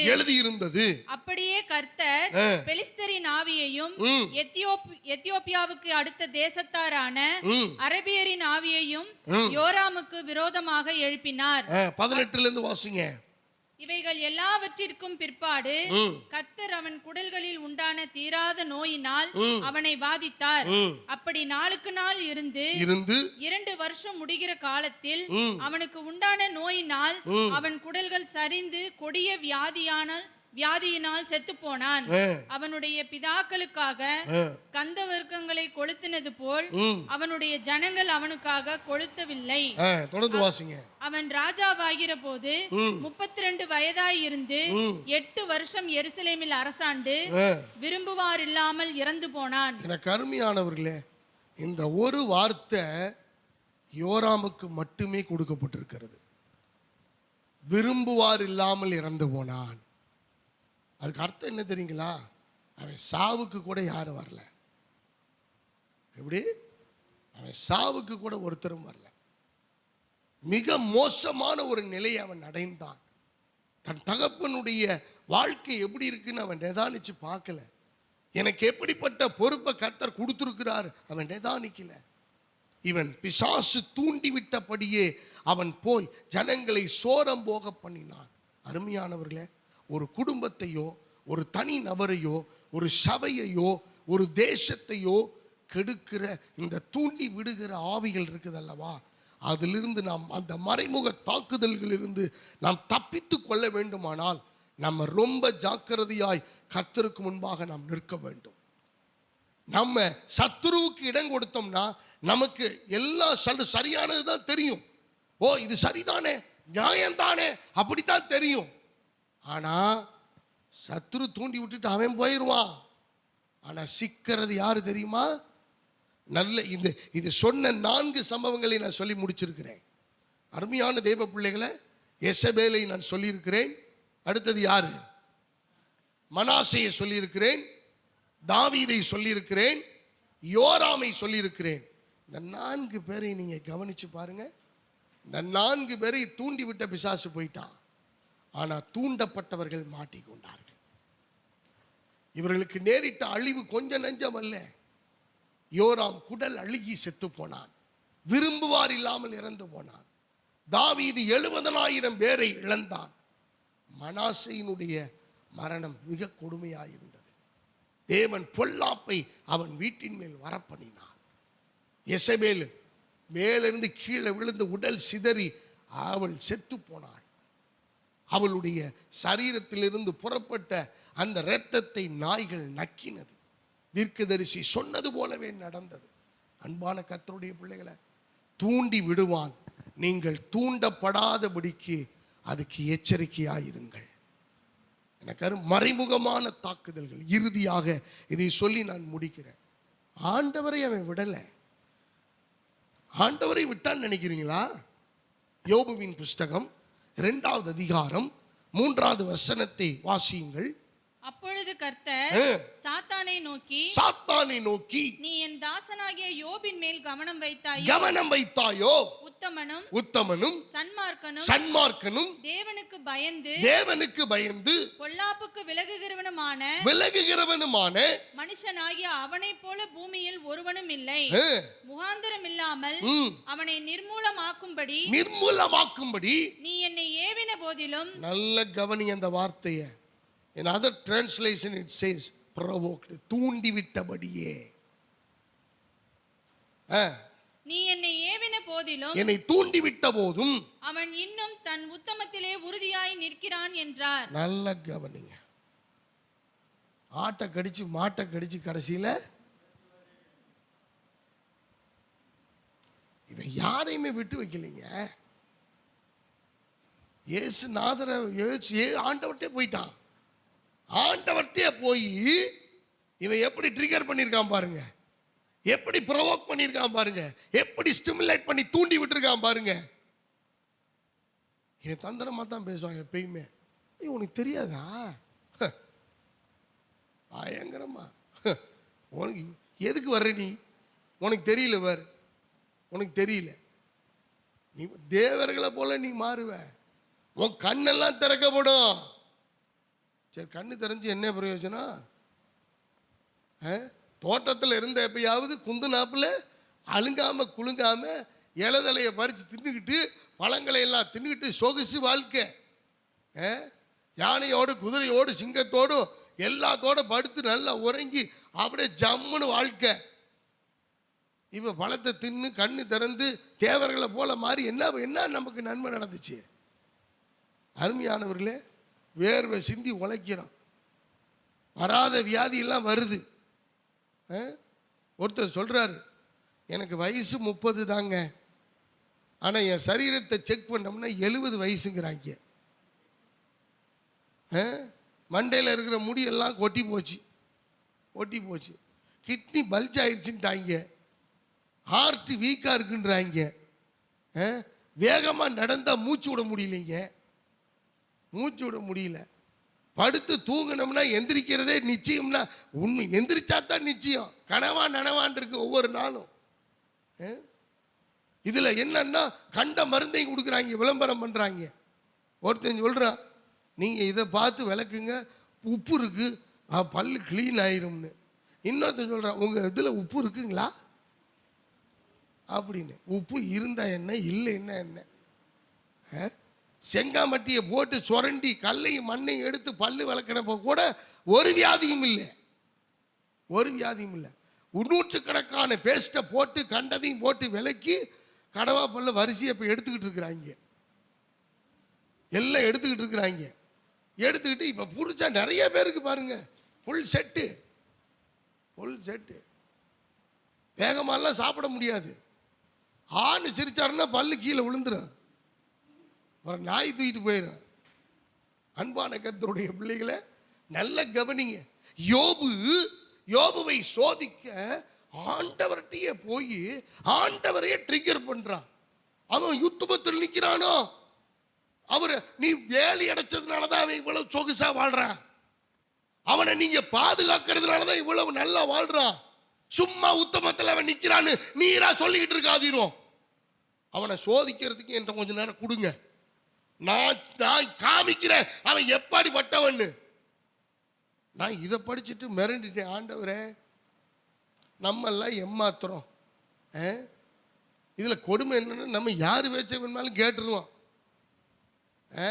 நம்மளை போல வெகுளி யாரும் இல்லை, யதார்த்தம் யாரும் இல்லை. யாரு சொன்னோம் அப்படிங்களா, ஐயோ எனக்கு தெரியாம போச்சுங்களே, முடிஞ்சு அவ்வளவுதான். அப்புறம் ஆண்டவர் என்னப்பா பஞ்சமா, அடுத்தது என்ன, கொள்ளை நோயா, அப்புறம் சத்துருக்கள் உடனே விரட்டணுமா. என்ன மூணுமே ஆபத்தானதுங்க, மூணுமே தாங்க முடியாதுங்க. நாலாவது இது இல்லைங்களா? அருமையான கர்த்தருடைய பிள்ளைகளை, என்ன கதர்னாலும் முடிஞ்சு அவ்வளவுதான். நீங்க வரும் முன் உங்களை காத்து கொள்ளுங்கள்.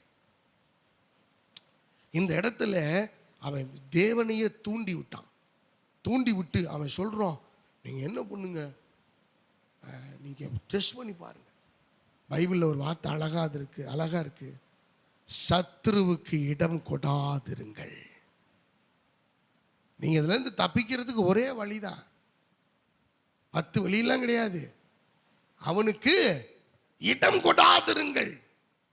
Resist the devil and he will flee from you. பிசாசுக்கு எதிர்த்து நில்லுங்கள், அப்பொழுது அவன் உங்களை விட்டு ஓடி போவான். இந்த 5 காரியங்களை நீங்கள் புரிந்து கொள்ளுங்கள். இந்த 5 சம்பவங்களை உங்கள் மனதில் வைத்துக் கொள்ளுங்கள். அன்பான கர்த்தருடைய பிள்ளைகளை, உங்களை தூண்டி விடுற காரியத்தை அவன் மிக தந்திரமாய் அவன் செய்ய அவன் அதனாலதான் பிசாசானவன், சத்ருவானவன், அவன் கெச்சிக்கிற சிங்கம் போல எவனை விழுங்கலாம் வென்று அவன் பகை தேடி. பிசாசு ஆண்டவர் நம்முடைய காலின் கீழே நசுக்கிற வரைக்கும் நீங்க எச்சரிக்கையா இருந்துகிட்டே இருக்கணும். எச்சரிக்கையா இருந்துகிட்டே இருக்கணும். இன்னைக்கு காப்பாத்திட்டாரு அப்படின்னு நீங்க அசால்ட்டா இருந்தீங்கன்னா நாளைக்கு வருவான். நாளைக்கு வரும். தந்திரமா உள்ள புகுந்து கொள்ளும். மறைமுகமான the hidden attacks from enemies, the hidden attacks from the devil, மறைமுகமான அவனுடைய தாக்குதல்கள். எசபேலின் ஆவி ஒருத்தனை கொலை செய்யவே தூண்டப்பட்டது. கொலை செஞ்சிட்டா அற்பமான திராட்சை தோட்டத்துக்காக. இதுல இந்த 5 காரியங்களை நான் சொல்லியிருக்கிறேன். உங்களை தூண்டுறது எதுன்னு நீங்க ஆராய்ந்து பாருங்கள். Examine your self. கோபப்படுறதுக்கு நீங்க தூண்டப்படலாம். துணிகரமாய் பேசுவதற்கு நீங்கள் தூண்டப்படலாம். வக்கரமான வார்த்தைகளை சொல்லுவதற்கு நீங்கள் தூண்டப்படலாம். கெட்ட வார்த்தை பேசுவதற்கு நீங்கள் தூண்டப்படலாம். ஒருத்தருக்கு விரோதமாய் செய்வதற்கு, கலகம் பண்ணுவதற்கு நீங்கள் தூண்டப்படலாம். எனக்கு அன்பானவர்கள், எப்படி வேணும் ஆனாலும் சரி, ஆனா இவன் தூண்டி விடுகிறவன் என்பதை உங்களுக்கு நான் அடையாளம் காண்பித்திருக்கிறேன். சத்துருவானவன் அவன் தூண்டி விடுகிறவன், அவன் கலகம் பண்ணி விடுகிறவன். சமாதானத்தை அவன் விரும்புறதில்லை, சந்தோஷத்தை விரும்புறதில்ல. எனக்கு அன்பான தெய்வ பிள்ளைகளை, ஆண்டவரே சொல்றாரு, தன் பாவங்களை மறைக்கிறவன் வாழ்வடைய மாட்டான், அதை அறிக்கை செய்து விட்டு விடுகிறவனோ. ஆனா இவன் எப்படி தெரியுமா? அந்த பாவத்தை மறுபடியும் அவன் தூண்டி விடுகிறவன், அவன் செய்ய வைக்கிறவன். 5 காரியங்களில் நீங்களும் நானும் எப்படி என்பதை கொஞ்சம் யோசித்து பாருங்க. இதுல கடைசியாக நான் சொன்ன விஷயம், ஆண்டவர் யோபுவை குறித்து பிசாசு சொன்னபோது, சத்துருவுக்கு யோபுவை குறித்து ஆண்டவர் அனுமதி கொடுத்திருந்தாலும் சகல கட்டுப்பாடும் யார்கிட்ட இருந்துச்சு தெரியுமா? கர்த்தர்கிட்ட இருந்துச்சு. கர்த்தர்கிட்ட இருந்துச்சு. ஒரு வாலிபன் யோசேப்பு எப்படி அவன் ஜெயித்தான்? மாம்சத்தில் அவன் ஜெயிச்சான்னு நினைக்கிறீங்களா? 100% இல்லை. அவன் வேதம் சொல்லுகிறது, கர்த்தர் யோசேப்போடு கூட இருந்தார். அந்த ஒரு காரியம்தான் யோசேப்பை ஜெயிக்க வச்சுச்சு. அவன் போத்திபாரின் மனைவி தூண்டி விடுகிறாள், வா சரசம் பண்ணுவதற்கு. எல்லா தூண்டுதல்களையும் அவை செய்கிறாள். ஆனா யோசேப்பு நிக்கிறான், இல்லைங்க ஆகாதுங்க, இவ்வளோ பெரிய பொல்லாப்பை என் தெய்வத்துக்கு விரோதமாய் நான் செய்வது எப்படி? அவன் அப்படியே நடுங்குறான். அந்த நடுங்குதலுக்கு காரணம் என்ன தெரியுமா? இவனுடைய தேவனுடைய சத்தம் மட்டுமே அவனுடைய காதுகளிலே, மூளையிலே, இருதயத்திலே மேலோங்கி நின்றது. அருமையானவர்களே, ஆனா தாவீதினுடைய வாழ்க்கையை பாருங்க. அவன் சத்துருவனுடைய ஆதிக்கம் மேலோங்கி நின்றதுனால அவனுக்கு அது குற்றம்னு தெரியும். ஆனா துணிகரம் கொண்டு செய்கிறான். அதனால வந்த விளைவு 70 நஷ்டங்கள், இழப்பு. அதை திருப்பிக் கொள்ளவே முடியாத அளவுக்கு இழப்பு. அன்பான கர்த்தருடைய பிள்ளைகளை, இந்த 5 காரியங்களை உங்கள் முன்பதாக நான் அடையாளம் காண்பித்திருக்கிறேன், உங்களுக்கு முன்பாக நான் வைத்திருக்கிறேன். நீங்கள் தேவனுக்கு முன்பாக உங்களை ஆராய்ந்து பாருங்கள். நான் யாரை ஜட்ஜ் பண்ணல, அதுக்கு நமக்கு அதிகாரம் இல்லை. ஆனால் உங்களை நீங்கள் பரிசோதித்து பாருங்கள். உங்களை நீங்க சரி பண்ணிக்கங்க. எச்சரிக்கையா இருங்கள். நீங்கள் யார் மூலமாவது தூண்டப்படுகிறீர்களா, அதுக்கு எச்சரிக்கையா இருங்கள். நீங்க அந்த எச்சரிப்பை நீங்க உணரலைன்னா நீங்க ஆபத்துல சிக்கி வைக்குவீங்க. உங்க குடும்ப ஆபத்துல மாட்டிக்கும், உங்க பிள்ளைகள் ஆபத்துல சிக்கிக்குவாங்க. உங்களை அதை தப்புவிக்க முடியாது, அடையாளம் கண்டு கொள்ள முடியாது. தேவன் வசனத்தினாலே சத்துருவை ஜெயித்தார். எனக்கு அன்பானவர்களே, பிசாசு ஆண்டவரை விட்டு வைக்கல. வனாந்தரத்துக்கு கொண்டு போய் சோதிக்கப்படுவதற்காக அவன் நிறுத்துகிறான் 40 நாள் உபவாசத்துக்கு பின்பதாக. ஆனால் அந்த சோதனைகளிலே கர்த்தர் ஜெயித்தார். இந்த தூண்டி விடுகிற எசபேலின் ஆவியா இருக்கட்டும், மனாசேயா இருக்கட்டும், யோராமா இருக்கட்டும், தாவீதை தூண்டின பிசாசா இருக்கட்டும், ஏவாளை தூண்டின பிசாசா இருக்கட்டும், அல்லது இந்த பாவம் செய்ய தூண்டின யோராமா இருக்கட்டும், யோபுவை பாவம் செய்ய அந்த அவன் மீறுதலுக்கு உட்படுத்துவதற்காக சோதிக்கிறதற்கு ஆண்டவரை தூண்டின சத்துருவாக இருக்கட்டும், அவைகளை ஜெயிக்க வேண்டுமானால் வசனம் ஒன்றுதான். வசனத்தின்படி அவனுக்கு இடம் கொடாதிருங்கள். ஆரம்பத்தில் ஸ்டாப் பண்ணுங்க, அது தேவையில்லை. அது உங்களுடைய குடும்பத்தை உயர்த்த போறதில்லை, உங்க வாழ்க்கையை மேன்மைப்படுத்த போறதில்லை, அது உங்களை தரத்துல மேலான நிலைக்கு கொண்டு போறதில்லை. அதை கட் பண்ணுங்க. அது வேணான்னு சொல்லுங்க, நோன்னு சொல்லுங்க, இல்லைன்னு சொல்லுங்க. தேவன் உங்களை ஆசீர்வதிக்க அவர் வல்லமையுள்ள தேவன். எனக்கு அன்பானவர்களே, நீங்க ஏன் தண்டனை அனுபவிக்கணும்? நீங்க ஏன் உங்க பிள்ளைகளுக்கு அந்த சாபங்களை சேர்த்து வைக்க வேண்டும்? நீங்கள் ஏன் உங்களுக்கு வைத்திருக்கிற ஆசீர்வாதங்களுக்கு பதிலாக, நன்மைக்கு பதிலாக தேவையில்லாத காரியங்களை சம்பாதிக்க வேண்டும்? கர்த்தருக்கு உங்களை ஒப்பு கொடுங்க. உங்களை வாழ்க்கையை பாருங்க. யார் தூண்டான்றதை நீங்க பாருங்க, அதை சரி பண்ணுங்கள். எச்சரிக்கையாயிருங்கள், விழிப்புள்ளவர்களாயிருங்கள். அழிவது உங்கள் வாழ்க்கை தான், அழிவது உங்களுடைய சூழ்நிலை தான், அழிவுக்கு ஒப்பு கொடுக்கப்படுவது நீங்கள் தான். பிசாசு அடுத்து வேறொரு நபரை அவன் தெரிந்து கொண்டு போய் கொண்டே இருப்பான். நீங்கள் இடம் கொடாதிருங்கள், அவனுக்கு எதிர்த்து நில்லுங்கள். அப்பொழுது அவன் உங்களை விட்டு ஓடி போவான். நாம் எல்லாரும் எழுந்து நின்று கண்களை மூடி கர்த்தருடைய வார்த்தைக்காக ஆண்டவர் சொன்ன இந்த 5 காரியங்களை மனதில் வைத்து, ஆமேன்.